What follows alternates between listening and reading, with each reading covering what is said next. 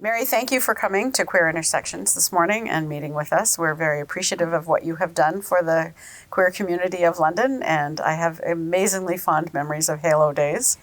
I do too. Yeah, and so we're grateful for what you did to put that organization together. But prior to that, let's just start with Mary Brown. Who is Mary Brown from a young age? A young age. Well, my high school days, I'm going to start at grade 9. Grade 9 and 10, I went to Ursuline College, the Pines in Chatham. It was a girls' school then. Grade 11, 12, and 13, I went to Mount St. Joseph, which was also a girls' school. I was a day student at both of those schools. I wasn't a boarding student. Lived at home with my parents.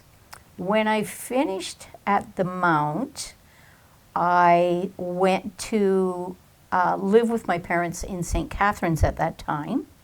And I lasted about 8 months and decided that I did not want to go by my parents' rules and I didn't want to live in St. Catharines. So I packed my bags, took my $200 out of the bank, and I moved to London. Couch surfed for probably about a year.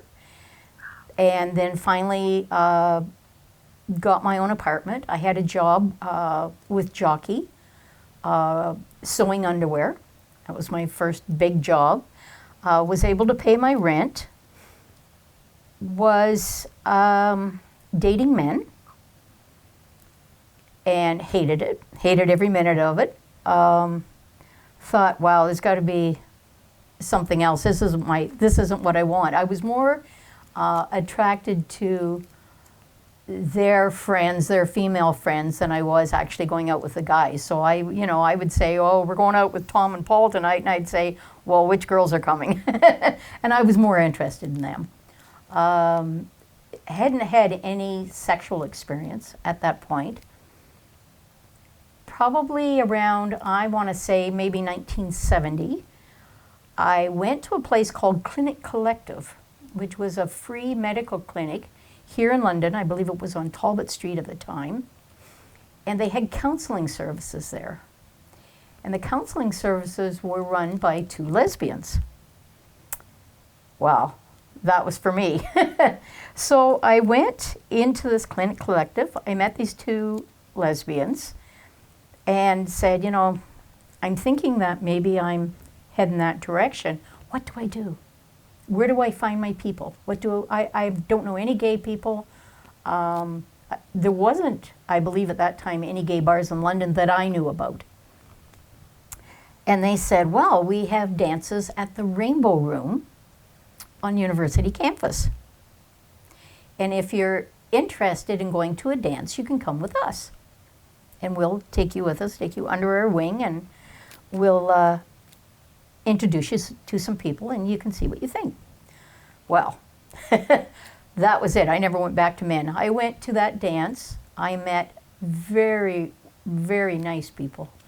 Met a woman from Toronto who had who came back to my apartment. That was my first sexual experience. And that was it for me. I never turned back. I never was attracted to men after that, sexually or physically. From there, I said, if you need any volunteers, you need help with anything, I would love to get involved with the community. There was probably 50 people at that dance, and that was all mixed, men and women. And I didn't know anything about drag queens or cross-dressing or anything like that. All I knew is that these people liked people of the same sex, and that's what I wanted. I went to that dance. I started volunteering. I started bartending for them. And I'd have to say there's a gap there because I don't remember how I got involved with the people that were raising money to open a community center. But somehow in the next year, I got involved with a couple of key people at that time. One of them was Vernon Hearn. I don't know if you have ever heard his name. He actually bequested money so that we could pay for the Halo building. He passed away with AIDS. Sometime in the 80s. I don't remember the dates. Anyway, he was raising money, and there was a little group of these people that were all trying to raise money. So we started renting halls. And one of them was the party room on York Street, which again doesn't exist anymore. And we had dances. We had somebody come in and bring us a little stereo system. And we served beer in green garbage pails full of ice. And we had Labatt's Blue and 50. And those were the beers that we sold. And I think it might have been, I think it was $1.25 for a bottle of beer. And then we had like 4 kinds of alcohol. We had mixed drinks. There weren't any coolers then, so there was just either, I don't think we even had wine. That wasn't a big thing then either. And we raised money. We had these dances. We advertised these dances. We raised money, and we raised enough money to lease 649 Colburn Street. 649 Colburn Street at that time was a building full of shelving units. It was some kind of an old factory. It was full of shelving units. It was on 2 floors, and there was a group that had raised a certain amount of money, and they went in and they looked at this building and they said, I think we can do it. It was owned by Bernie Zafman at the time, and they said, I think we can do it. And Bernie Zafman said, yes, you can gut it, you can rebuild it, you can do whatever you want to it. So that's what we did. It took us a lot of volunteers, and we literally gutted that place. We took out all the shelving units, we redid the floors, we painted it. There was a lot of us that helped. I was involved from the very beginning, from the time that we went in and took out the shelving units. I had a full-time job at the time working I stopped sewing underwear. I moved on to a filing clerk at a law firm. So I had like a 8 to 4 job, and then at 5 o'clock I'd put on my gay outfit. I'd go off and help them work on the Halo Club. And at that time, it was the University of Western Ontario Homophile Association before it actually became Halo. We incorporated it. I was on the incorporation papers, and it became Halo. And I guess that's the history. I mean, a lot of people know the history of Halo. I don't know how much more you want to hear about Halo, or if you just want to, I don't know what you want next. When Halo first started, it originally was a social gathering place for the community, but also there were services upstairs. Yes. I remember in the 90s Yes. anyways, there were services upstairs. Yes. Can you talk about those a little bit? I can talk about them, but I don't know a lot about them because I really wasn't involved with the social services aspect of the club. My job, I was the only paid employee, yeah.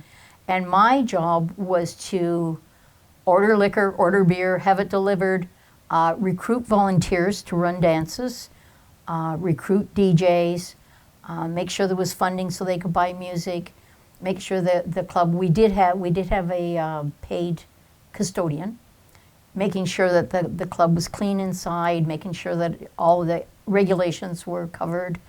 And my job was pretty much to run the main floor, to raise money. That was my job, because that's how we funded everything. I looked after leasing it out, or it's not leasing it out, but I was involved with Take Back the Night, when they used to have the marches and then march back to Halo.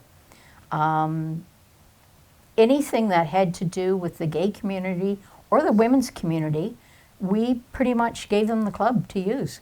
So we would have big dances there. We had the coming out of the Ellen story. Do you remember the? Yes, on TV, yes. We rented a big screen, like it was by 8 by 8. We put it up on the dance floor, and everybody sat on the floor, and we watched Ellen's coming out story together as a group. Like I said, we did Take Back the Night. Then we started women's dances. Yes.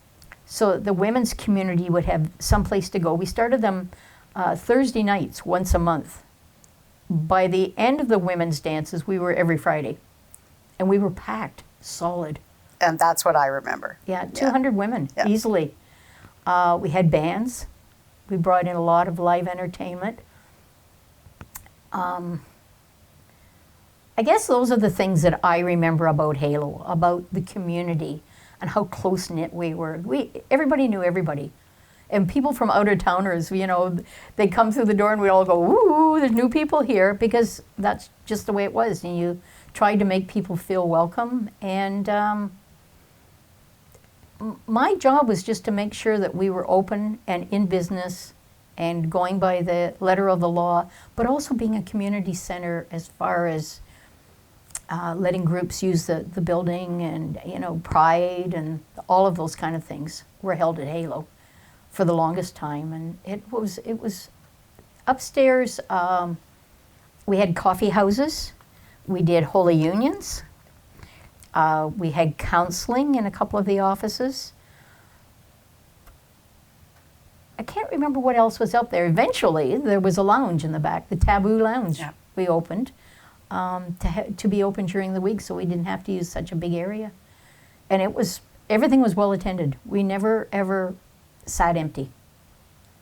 And as much as Halo was a community building for the LGBTQ community at that time, it wasn't very publicly marked as such. But were you ever vandalized? Oh, constantly. When we first opened, we had to have a locked security on the front door. So when you would come in the hallway when you come in the Colburn Street, we used to have the entrance on the Colburn Street side, so that when you came in and you went up the stairs, there was a big black door. Before you went up the stairs, it was on your right-hand side, and that had a security lock on it. And then we had a little plexiglass window where you paid your admission.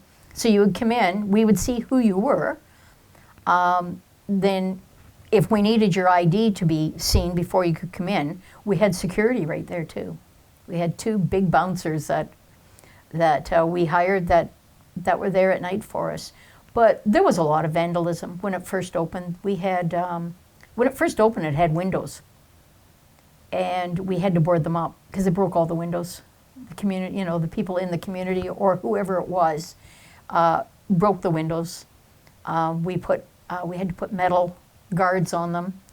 They were boarded up, blacked out sometimes. We replaced them a lot. But the building was never sprayed with graffiti or anything.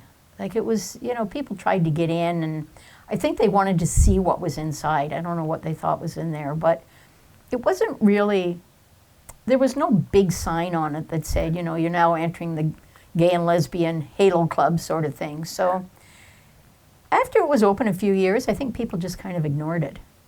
I think they were just grateful that we had our own building when we were off the streets. So. Did you ever feel unsafe being in the building alone? Alone? No. But I also always had a dog with me. And we also had a security system inside, so you could actually alarm the doors if you needed to. We had a security system.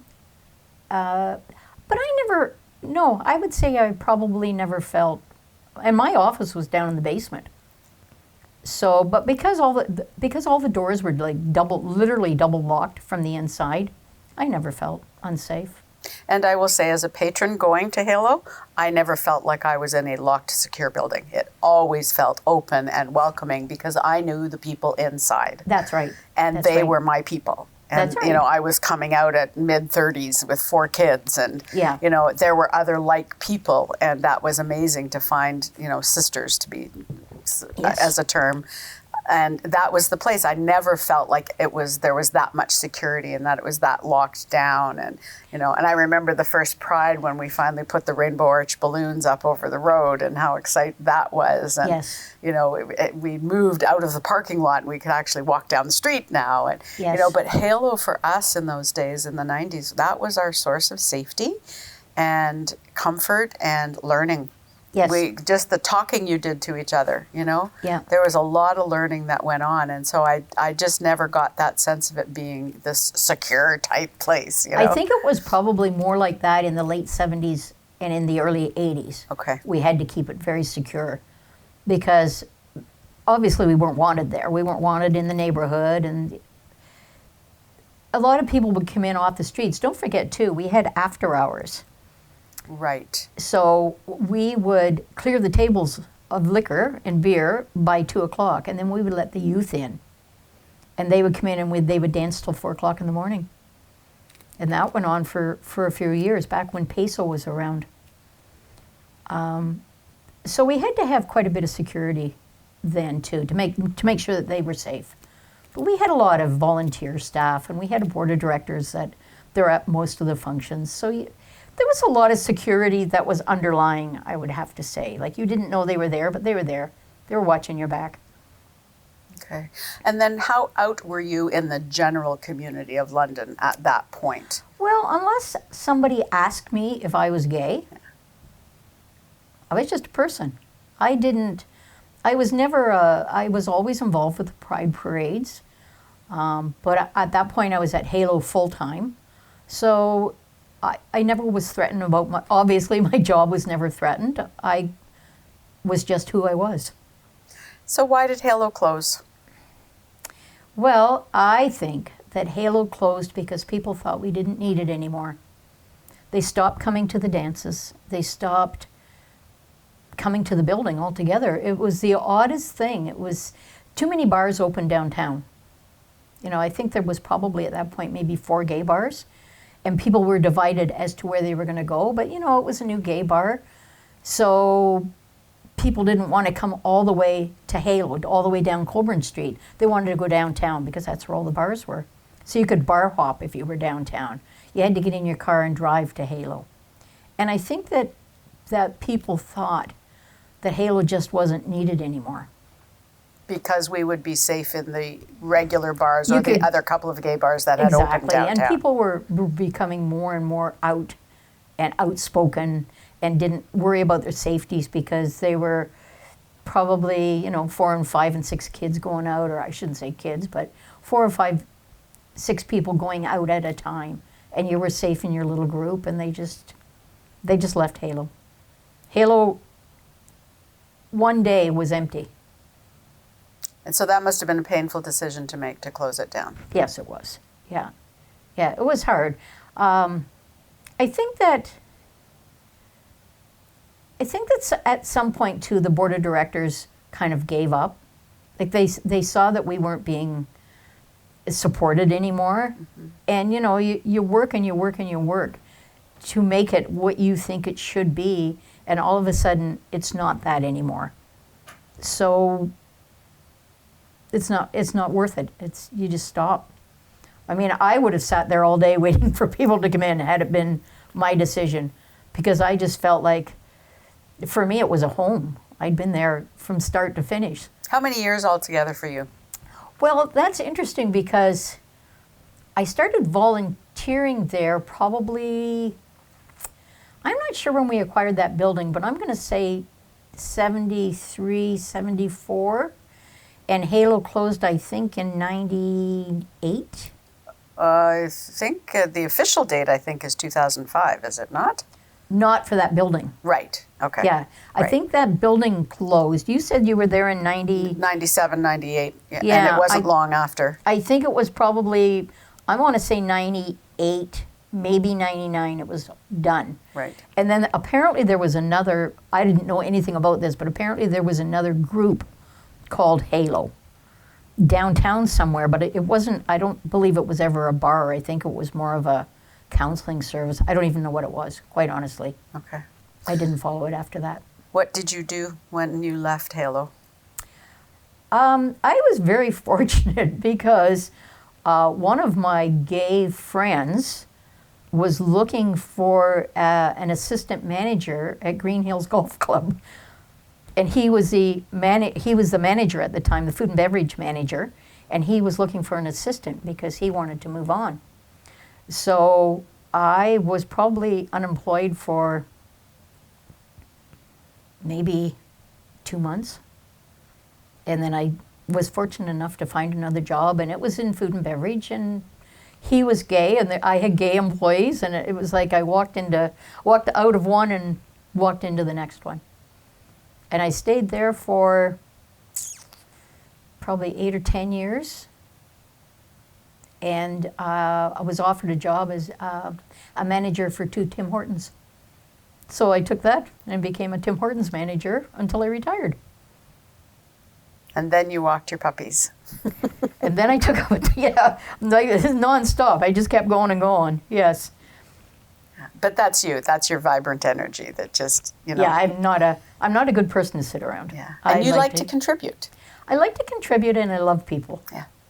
And that's why I said to you, if there's any group that needed a volunteer, I would love to be part of that. I would love to still be part of the gay community, because I don't know where the gay community is anymore. I have my circle of friends in my age group, but I don't know where people go anymore. I don't know what they do. No idea. I talk about that being siloed, that there are these groups of folks who have known each other for a number of years, and they are very sequestered in their little group, and they're comfortable there, and they're not really wanting or needing to move away from that. And your wisdom of, creating that space at Halo now as seniors, how do we do that? What would you like to see happen within the senior community? You know what I would love to see is a lounge. I would love to see a lounge. I know that you can't discriminate and you can't do an age discrimination, but I think if you had a quiet lounge that probably was licensed for maybe just liquor, or maybe just like a wine bar, like a wine and dessert bar, where somebody was playing soft music in the background, and maybe bring in your live entertainment. Maybe find people in the community who just want to come in and play guitar for a few hours and have a get-together. I think that would be totally supported by people in my age group. The Rick Kishes. Rick Kish would definitely come in and support something that would be something that you could have come in once every 2 weeks and just sit around and listen to have jazz music playing, there's all sorts of entertainers, and have something like that. But you'd have to have somebody that has the money to open that lounge. And you would have to have the proper location. And you need the personality of that person to be a collector of folk. Yes. Because our folk are scattered, as you've said. And I've noticed the same thing when I was away from the community for a number of years caregiving for my wife, and so I've missed a lot. And I came back and said, where did everybody go? Yes. And I can't tell you that. I don't know where they are. Yeah. We say the same thing. Friday night, we want something to do. What are you going to do? You have your friends over to play cards, and that's wonderful, but I want to go out. Not necessarily dancing, but I want to go out and talk to other people. I want to see you somewhere and say, hey, I haven't seen you for 3 months. What have you been doing since Pride? Yeah. And who are you with, or are you with anybody? And what do you guys do? Do you want to go traveling? Somebody to travel with. Do you want to go to Niagara-on-the-Lake next weekend? Just finding our people. Where are they? And when everybody uses different social media or no social media because they don't like what they see on it, it is really difficult to connect with people. And so maybe it needs to become a thing where I say to you, find your 6 friends or your 3 couples, and I'll find my 3 couples, and let's meet here. Exactly. And we just start small and then branch out. That becomes exponential fairly quickly. Yep. And I think you are right in the sense that there are many folks of our age group, 65 plus, who would love to have that atmosphere again, because it was so life-giving for us for so many years. And even just to play cards, play euchre, play Scrabble, just sit around and talk. Yeah. And I think the thing that is missing for us is just the sense of being together no matter what, no matter who you are, what your story's been, what your journey's been, what your labels are. That didn't seem to be a big issue for our age group then. Yes. And I think that's what we're missing. Yes. Is just being together. Definitely, definitely. We are, myself and my wife, we're looking for other couples. We always say that all the time. How do we find other couples that like the things that we like, that just want to sit on the back deck and have a glass of wine? Yeah. You know, and where are those people and how do you meet them? Yeah. You know, you can't put it on Facebook. Because it's not safe anymore. No. Yeah. No, I'm not going to put on Facebook, hey, we're looking for 4 lesbians that want to sit and have a glass of wine with us. That's not going to happen. Yeah. You know, so where do you find those people? And that's what Halo did for all of us. When you wanted to find your people, you had a building to go to. You went in the door and your people were sitting there. Your people were there. So what do you say to our youth now who are as scattered as we are? And you talked about how you had the after hours for the youth. I am Yes. sure that our kids would crave that. They would love sure to be they able to would. have Yes. an opportunity like that. But now, unfortunately, we've gotten into this thing called liability. And Yes. I think that shuts a lot of things down. And we have the social media backlash that sometimes happens when people find out about things and they weren't included. And so somehow there's a backlash that becomes public and social. Mm-hmm. What would your sage words of advice be to our kids who are also struggling to find their people? If I was younger, if I was even in my late teens, early 20s, I think I would be out searching for those people. Now, I don't know. I don't know if they're in school. I don't know where those kids are, but I would want to find them, and I would want to make them my own. I would want to start a community. I mean, obviously there's a resource here. There's a building here. Can the youth come here as a group and get together and have games nights, or is there some place that they can go? Because if there's some place, get it going. Get your family together. Get your people, because you're going to need them. We all need them now. You know, we're looking for seniors because we need them. So don't be afraid. Find your people and hug them and be nice to them and put your arms around them and embrace everybody that's in the same place that you are. I guess is what I've got to say. I don't know. Yeah, yeah. And it feels, I think, you know, having all these grandchildren that I have, there is a sense of me first. And, you know, we have the Me Too movement, which we should have, but we also have a me first movement. And I would say that what I experienced at Halo, there was none of that. No. There Not was at all. none of that at all. And yes, you can say, well, that was then, it's different now. I don't think people's needs for community are different. I don't think they I are think either. how we find them and how we behave in them are different. We need a halo. Yeah.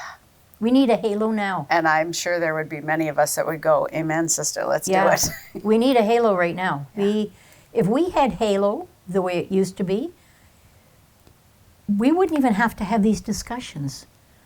We could tell our stories at Halo. Yeah. We could bring the youth in, and we could bring in the people in our age group, and we could sit around and we could welcome the youth and say, you know what, I know that I'm 50 years older than you, but if you need help, if there's anything you don't understand, talk to me. Mm-hmm. So when you were discriminated against as a lesbian woman in those days, what did you do about that? How did you react to that? I got to be honest, I don't think that I was discriminated that much, other than the people coming into the building, but I didn't feel like that was a personal attack. That was attack on the whole community. That wasn't an attack on me. The people that I met within Halo, being, delivery people, we dealt with, obviously, our liquor was delivered, our beer was delivered, our ice was delivered. I never felt like anybody treated me any differently. And I have to say, they were mainly middle-aged men that made all the deliveries. I was never discriminated against. I sat and talked to these guys. Sometimes, we'd have a beer in the middle of the afternoon. and had discussions, and they wanted to know what was going on in that building. And I explained it to them. And at no point was I'm more discriminated against now for having short hair and tattoos. Believe it or not.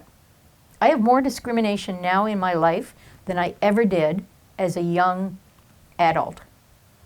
And what does it look like now when you're discriminated against? Oh, you have hair that's cut like a man. The dollar store. I had a person in the dollar store stop me in the lineup and say, "Why would you want your hair cut like that? Why does it matter to you? Like, you don't pay my bills. Like, go away and leave me alone." And I just grinned and went, "I'm sorry, like, if I'm offending you, but this is the way I am. So I don't know you. Why on earth would you want to have tattoos? Do you know what they look like?" Yes, they're me. They're part of my personality.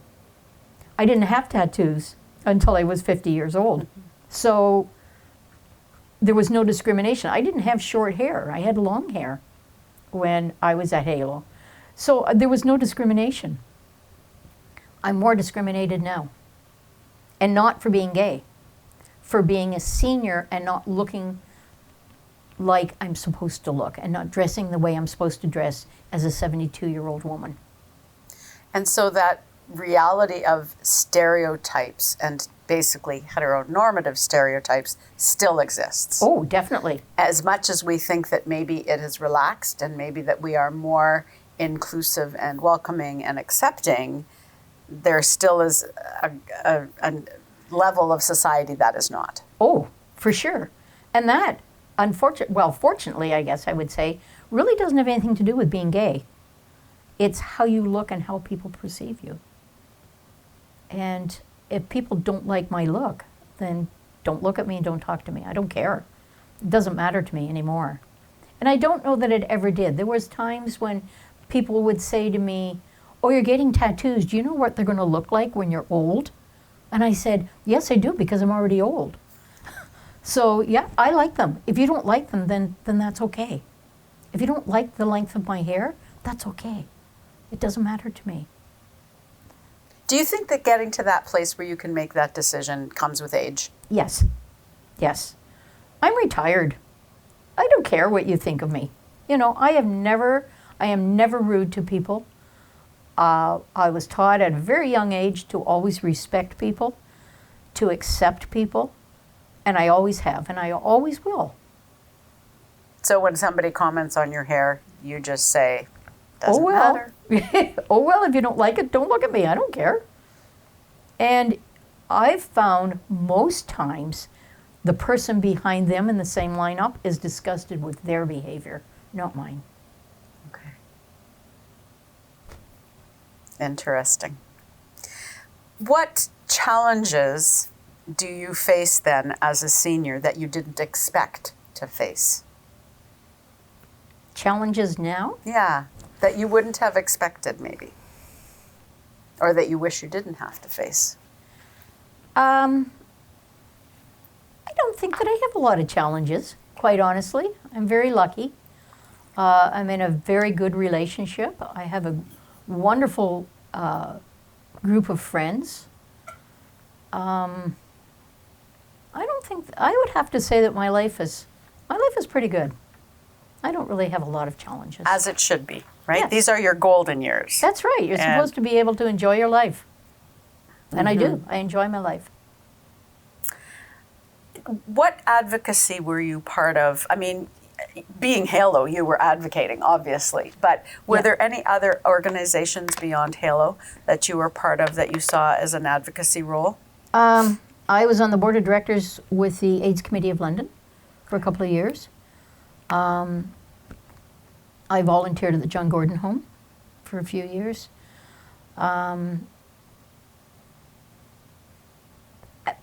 Yeah, those are probably the only groups. I mean, I was always part of every group, I think. Anybody that came to Halo that had fundraisers at Halo, I was part of their group.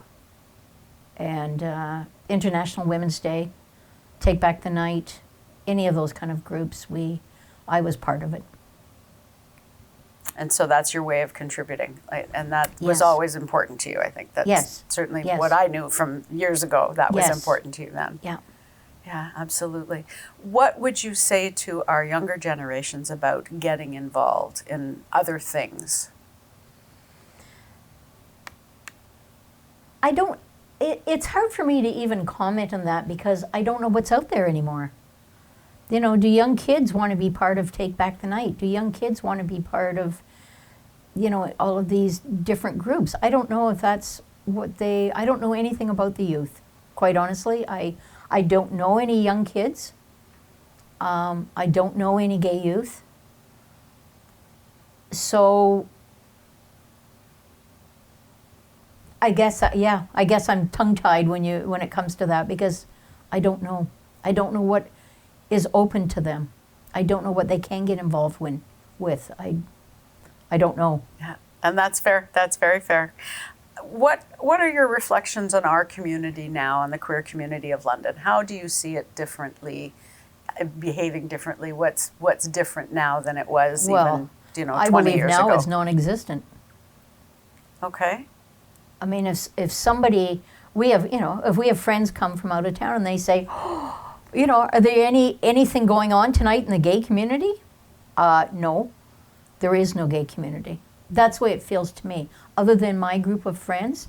And when I think that I feel more of the part of the gay community at Port Stanley.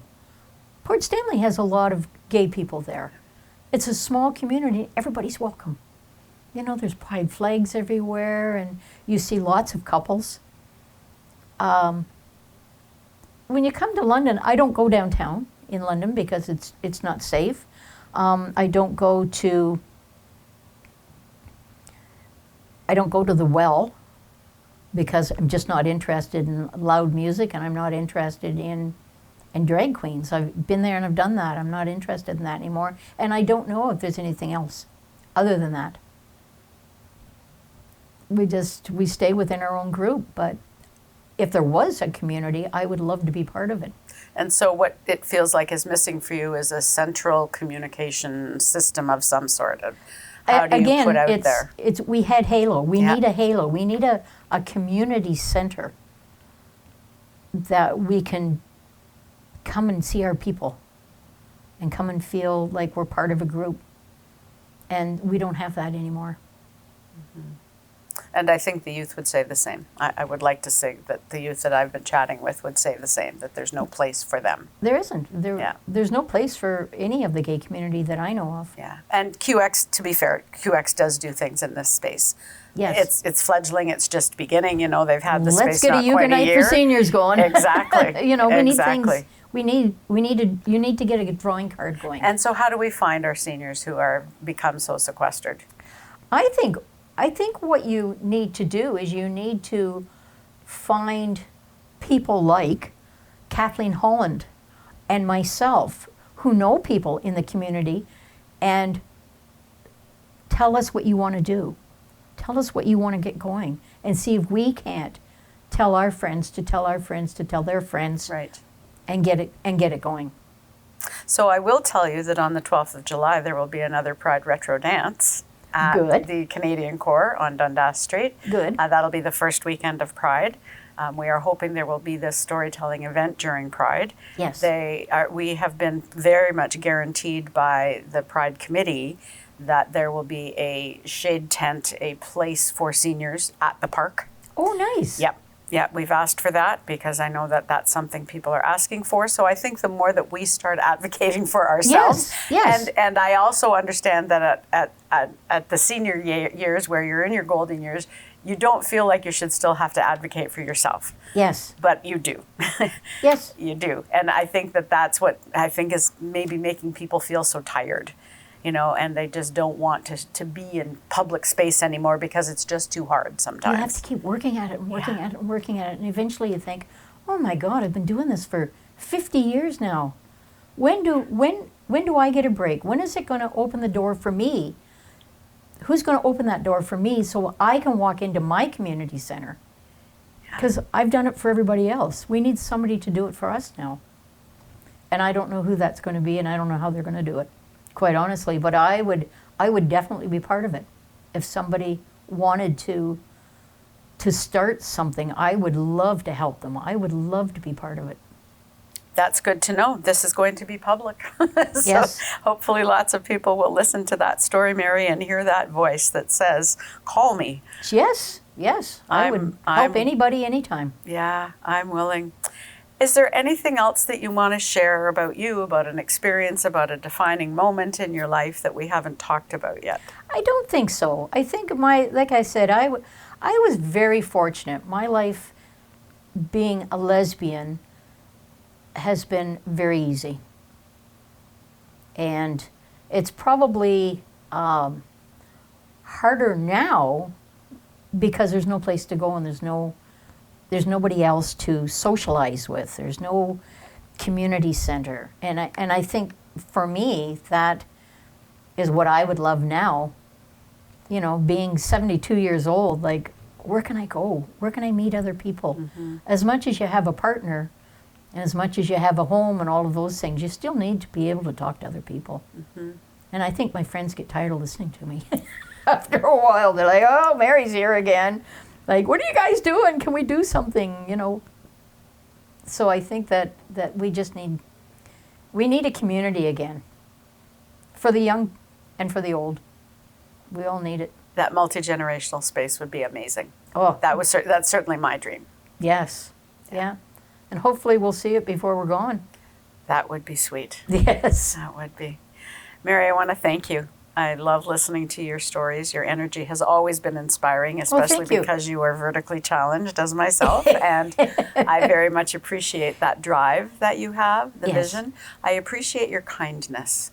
I certainly you. experienced that back in the day. I witnessed it many times. And I think that is a thing that's missing too, is just, Yeah. you know, Just be nice to people. yeah, set your ego aside and just meet people where they're at. And You know, and it's so easy to be kind. It's so easy to smile. That's all you have to do. Sometimes you just smile at somebody. It can make their day. it does. It absolutely does. Yep. I try to do it everywhere I go. You know, whether it be in a grocery store or the library, you look at somebody and you smile at them and they go, oh, they've made contact with me. Yeah. You know, and if we could do that in our community, and whether it's the young or whether it's the old, just be kind. Well, and I think people transformed your world one person at a time. Yes. By inviting you to a dance. Yes. And you transformed many other people's worlds one Yes. person at a time. Yes. Rather than tackling the whole cause or the whole issue. You just built yourself this grouping. Yes. You know, got yourself involved with other people who were like-minded. And one person plus one person plus one person made an amazing force. And the Rick Kishes, Rick Kish and I, we always laugh because I let him into Halo when he was 16. And to this day, we're still friends. And I have several friends like that. That's how they got to know me, and they've known me my whole life. So it's fun to reconnect with all those people, and I wish that I could see a lot of those people again. I would reconnect. suspect there are many people in the gay community, whether they are still in London or not, who could say that Mary Brown was a defining moment in their life. I would say that I'm pretty well known Yeah. in the community. Yeah, and Yeah. I want to thank you for that. Oh, well, thank you for allowing me to be part of this.